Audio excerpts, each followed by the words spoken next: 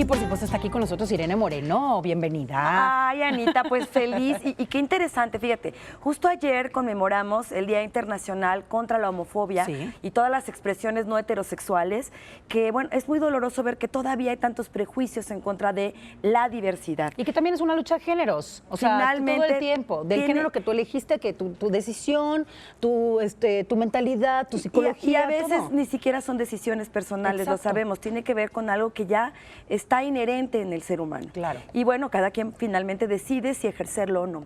Y algo muy importante, sabemos que toda esta homofobia, toda esta transfobia, lesbofobia, tiene un origen en el machismo. El machismo exacerba todo lo masculino y todos los roles de la masculinidad, ¿no? Un hombre con muchas mujeres, un hombre que tenga muchos hijos, todo esto culturalmente ha sido bien aceptado y entonces en las expresiones no heterosexuales, evidentemente no hay esta expresión.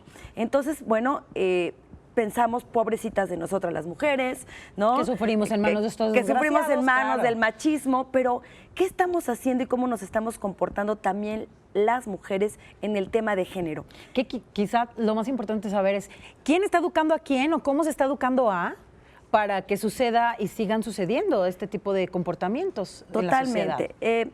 Evidentemente hay la contraparte al machismo y a la misoginia, que sería la misandria o el embrismo en la que hay, o el embrismo tiene una parte de misandria, es decir, este odio muchas veces exacerbado de las mujeres hacia los hombres o de los propios hombres hacia otros hombres. Claro. Porque como una sociedad machista que somos, el machismo no solamente lo ejercen los hombres en contra de las mujeres, sino que culturalmente reproducimos patrones machistas hombres y mujeres.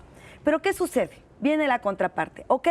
Las mujeres han sido violentadas, las mujeres han sido sometidas, las mujeres han tenido mucha dificultad para lograr hacer valer sus derechos, incluso el derecho al voto y una serie de cosas. Y de pronto, bueno, pues viene el movimiento feminista que permite que las mujeres ocupen su lugar dentro de una sociedad. Que el feminismo es una lucha por una igualdad de derechos. Totalmente, y no hay que confundir feminismo con embrismo. Exacto, que son, digamos, que la que se va al extremo, una mujer que se va al extremo y se pone violenta contra el otro género, ¿no? Claro, estas expresiones de todos los hombres son iguales, por decir algo, está en nuestro lenguaje común y pensamos que es natural, pero el fondo de todo esto es el embrismo.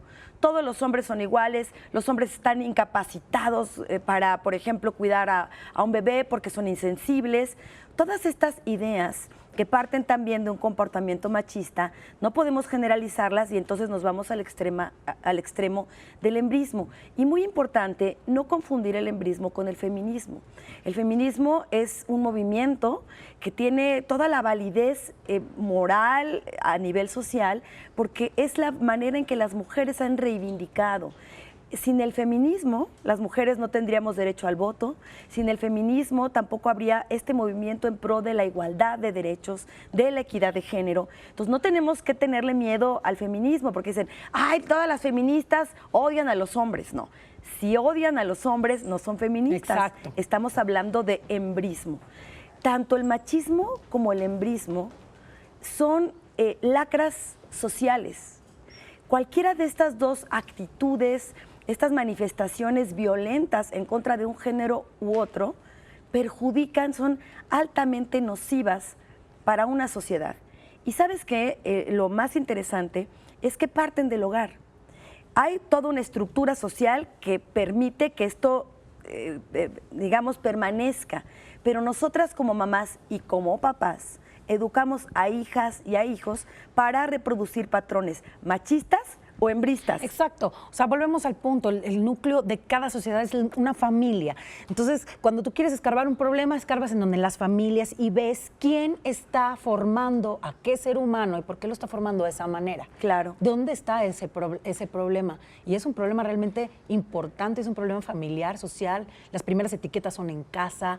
O sea, todo ese tipo de conductas salen de casa. Totalmente. Y fíjate que también hay esta idea, decimos, ¿por qué hay machos? Porque las mujeres hacen a los machos. Me parece absolutamente machista ese dicho. Claro, es incorrecto. Porque no lo hacemos solo las mujeres. Las familias están compuestas por hombres y mujeres.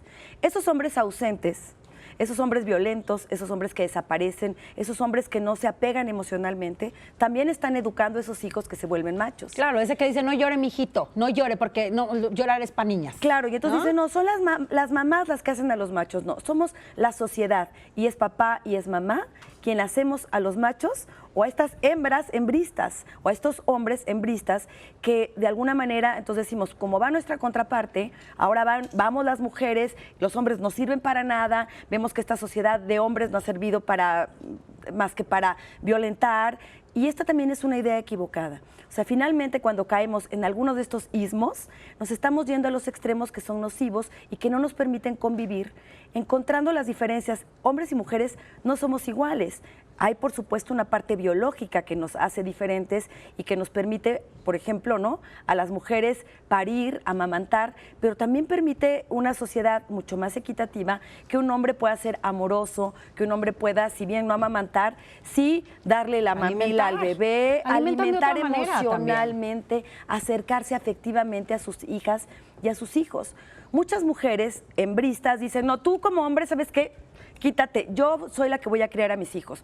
Tú no sabes cargarlo, lo cargo yo. Y eso lo hace, por ejemplo, la suegra, el grupo de mujeres que de alguna manera nos sentimos amenazadas y no permitimos el acceso a los hombres a estas actividades domésticas que son tan importantes para acabar con los estereotipos del machismo que tanto daño nos hacen. Entonces podemos resumir el machismo y el hembrismo, sí, como dos actitudes paralelas, pero similares. Digamos que son hijos de la misma madre y del mismo padre. Exacto. El machismo y el hembrismo vienen de lo mismo y son igualmente nocivas. Y es gente que tiene como que es controladora y que es violenta por medio de su género. Y podemos por medio de violentar características exacerbadas de su género. O sea, cualquier cosa que sea violenta por un asunto de género es machismo o es hembrismo. Y es violencia de género contra otra persona. Claro. Nada más por poseer el género opuesto o cualquier otro género de su elección. La violencia de género no es un tema exclusivo de las mujeres, sino también muchos hombres pueden padecerla, y la invitación es a que reflexionemos qué estamos haciendo como hombres y como mujeres para tener una sociedad más justa e igualitaria. Cuestiónate si tus actitudes, tus dichos cotidianos dentro de casa ayudan o exacerban la violencia. Entonces, bueno, pues hay que hacer esos cambios. Pues muchísimas gracias. No más nos queda que crear conciencia y bueno, trabajar en nosotros mismos, evidentemente. Desde el hogar.